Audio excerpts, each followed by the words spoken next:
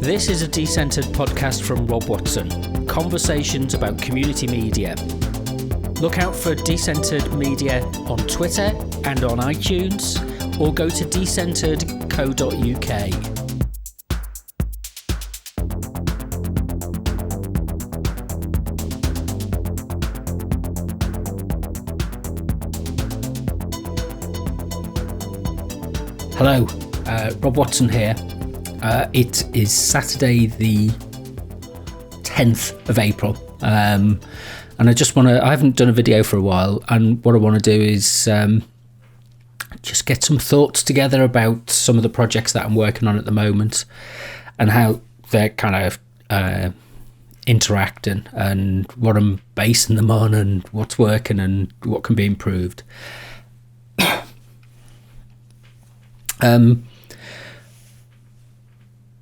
The first project is a project with Professor Edward Cartwright at De Montfort University called Leicester Stories. I've mentioned this before. The idea is that we are bringing together a group of people as volunteers, community reporters, to create some stories around the census and to put into the words of ordinary people in ordinary language why filling in the census has been important.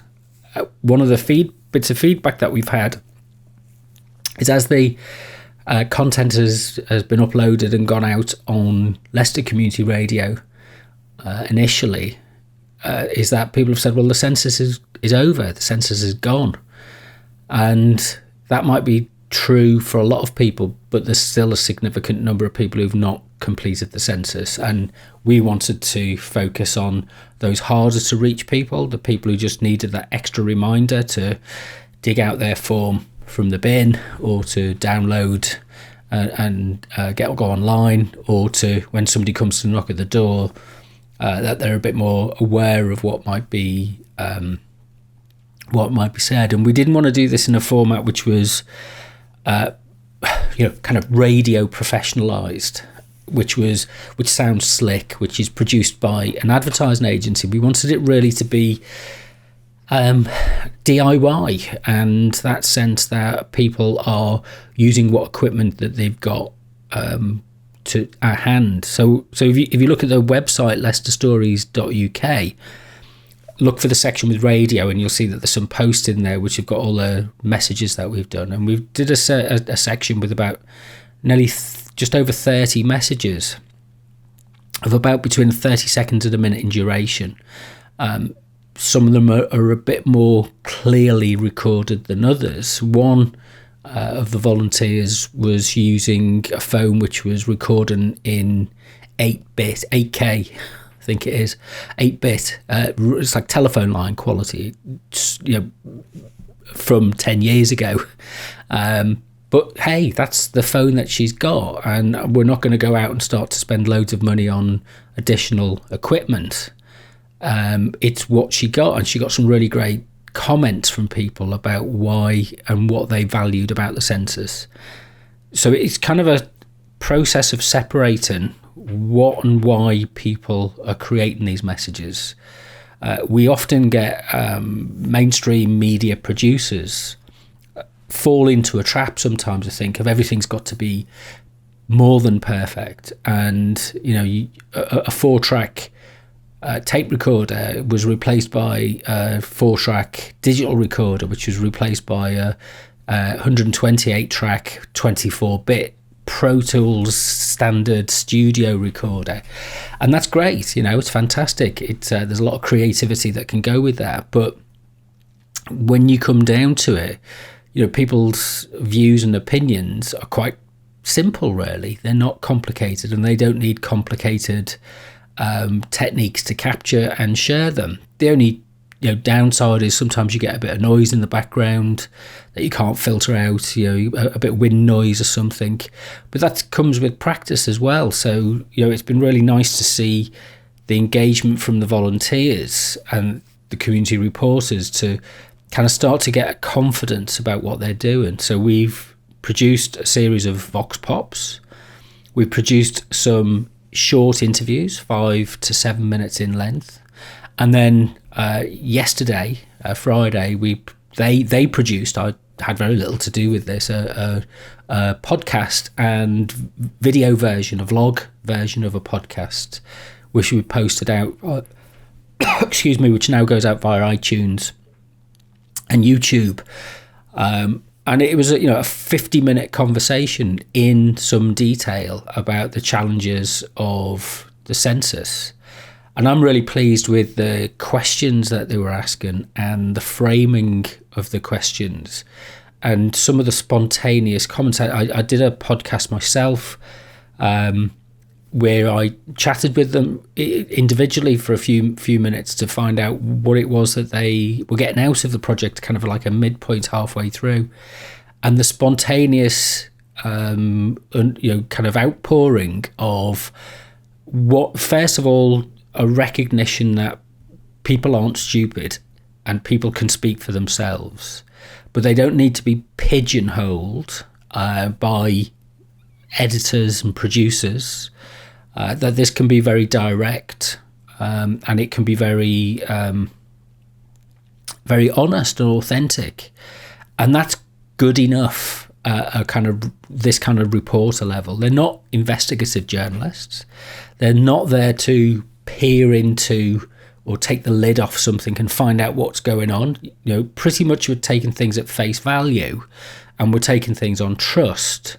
And if we get the suspicion that maybe we shouldn't take things at face value and shouldn't take things on trust, that's when we pass it on to journalists and people who are trained to ask those kind of more probing questions. This is very much a case of, what is the immediate thing that is occurring to people and that people are thinking about. So we have this really great response of kind of a whole range of views and experiences, and we constantly remind each other that it's not about opinions.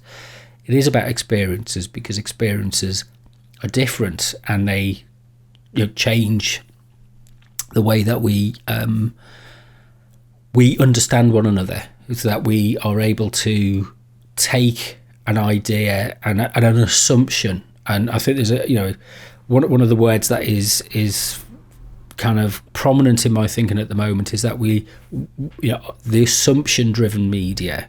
There are many assumptions, and if you like, the job of politics is turned into making, it's a process, a professionalized process of PR agencies and think tanks making assumptions on people's behalves and staking a claim about where they think they should or ought to be or will be in the future. And there's a kind of big gap in that they're not actually asking people in a constructive and meaningful way where they are and where they want to be themselves. So it kind of pulls it back into something which I really link back into research methodology, which is and my research methodology is symbolic interactionism, which is an ethnographic form of inquiry.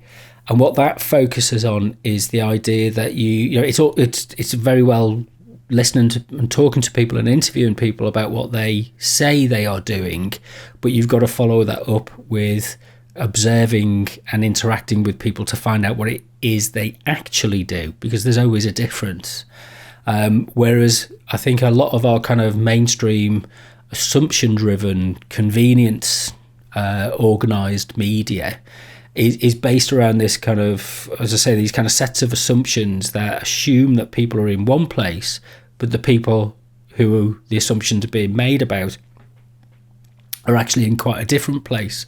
And there's an interesting discussion that's taken place over the last couple of days with the death of Prince Philip and the quite legitimate and natural response that people have to an important figure who's been 99 years old, who's been in the public eye and a companion to the Queen for over 70 years. And that for many people is kind of quite significant. But there was a sense that there was some overkill in the way that the mainstream broadcasters cleared their schedules and played respectful programs and didn't create or allow any other space for alternatives for people.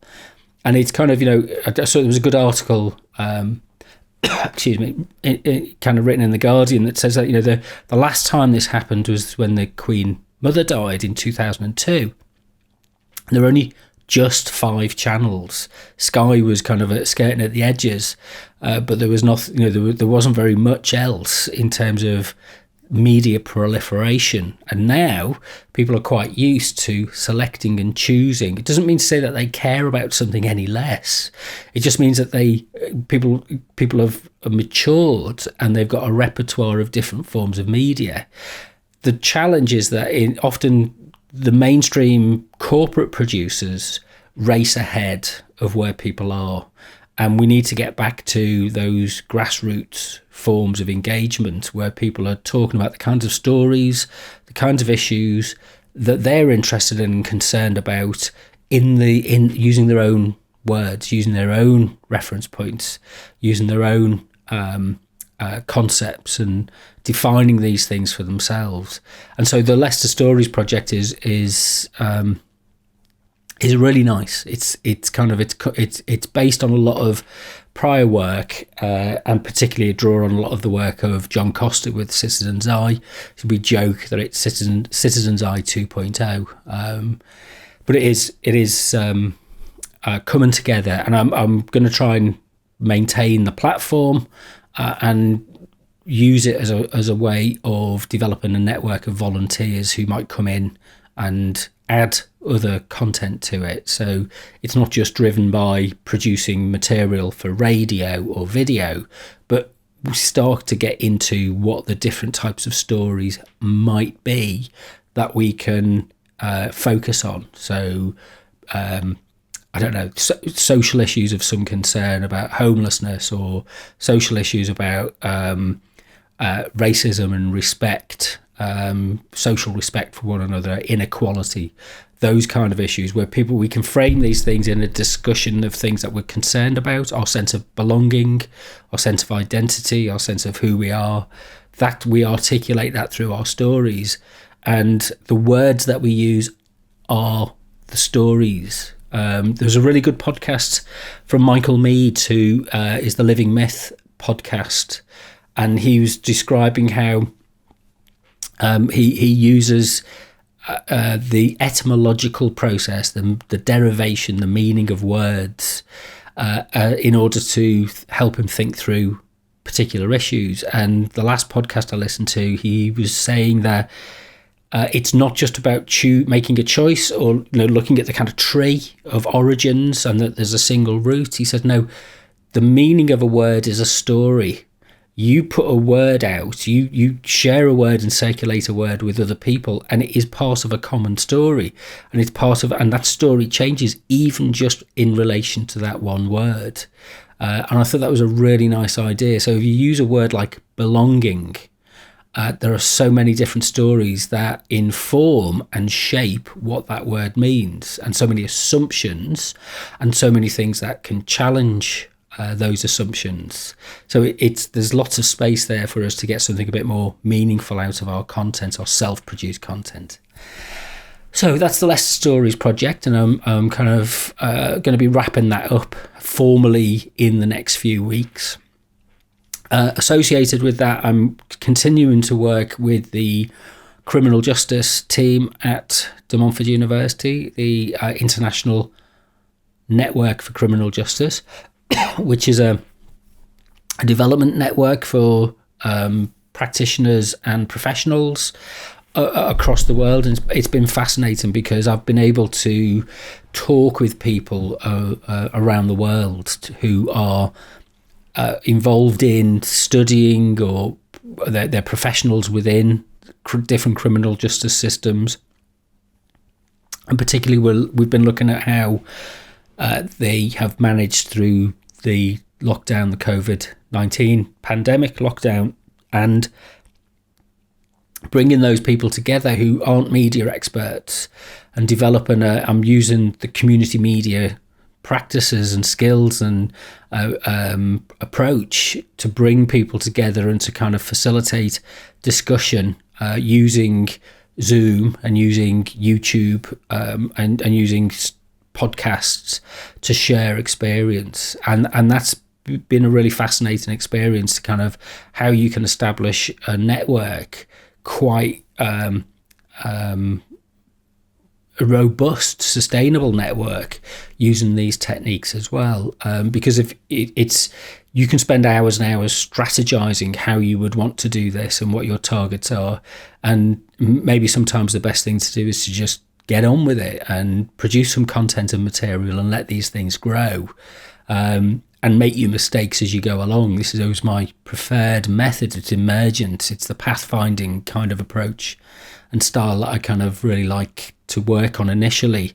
Yeah, at some point it's going to be more formalized. We're getting to a tipping point, I think, with the project where it's going to need some more a defined administrative support in order to be able to be sustainable. But at this point, it's really nice. We've got over 100 people attending a webinar, booked in to attend a webinar on Monday, which will go out via YouTube, and that's great. You would never get 100 people together, if, from around, for a seminar, for an in-person seminar. Well, it's too expensive, and two, it's difficult to manage. But we've kind of managed to carve out some time, and it will be available to people following the event as well. So we're going to record it, capture it, and then share it as both a podcast and as a vlog as well. So using exactly the same techniques that I've kind of repeated in the Leicester Stories project, the INCJ project is based on that as well. And then thirdly is the Add Germs Journey project, which is with Professor Sarah Yunny and Dr. Katie Laird at De Montfort University, which is looking at how the project is about hand washing and the importance of hand washing for public health, and particularly how do you educate children in developing communities to understand and have an awareness of the importance of hand washing for their general health. Of course, with the pandemic, that's been a real problem, and it's become limited in terms of how people can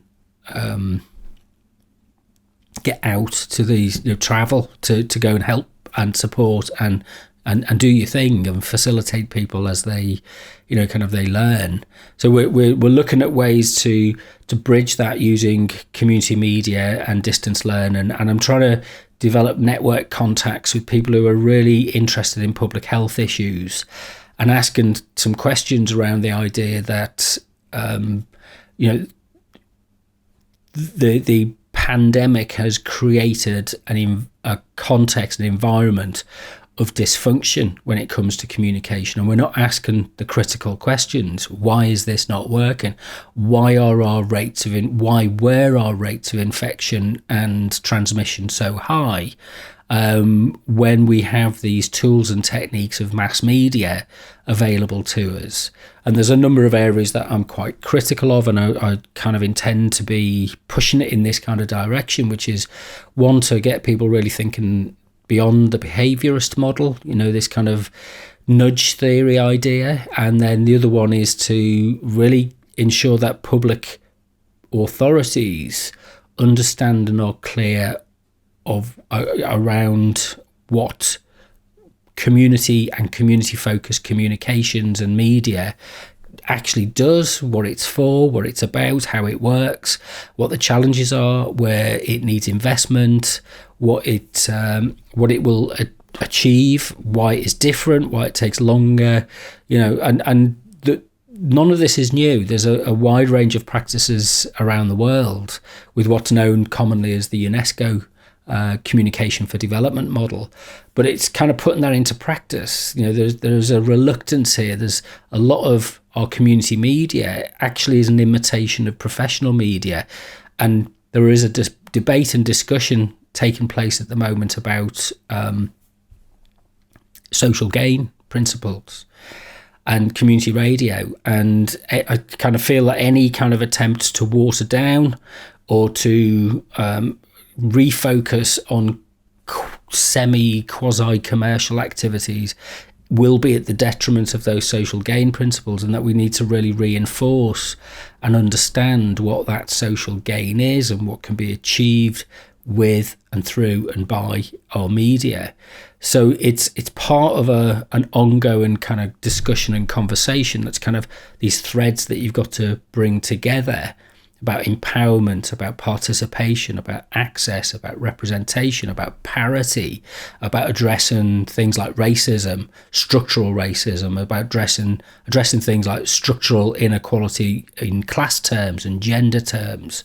So there's all these kind of issues that feed into this, which, these are the platforms, community media are the platforms where we enable change, and we demonstrate through positive examples of where people are doing this successfully, of how it might change and have some significant and long-lasting impact.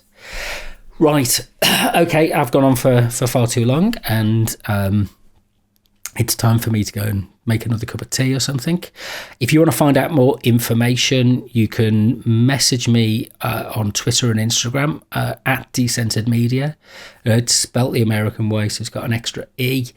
The website is decentered.co.uk, or you could email me at robwatson@decentered.co.uk. But I'll do another one of these soon.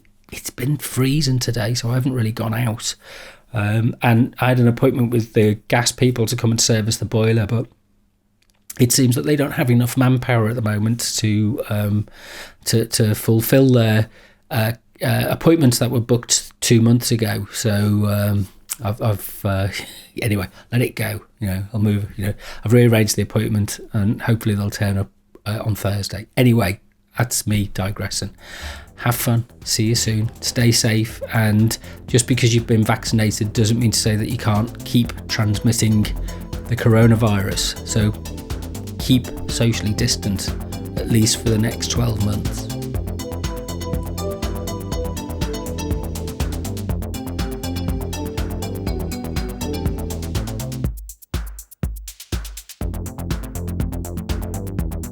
You've been listening to the Decentered podcast. I'm Rob Watson. If you want to find out more information, contact me on Decentered Media by Twitter, or go to decentered.co.uk.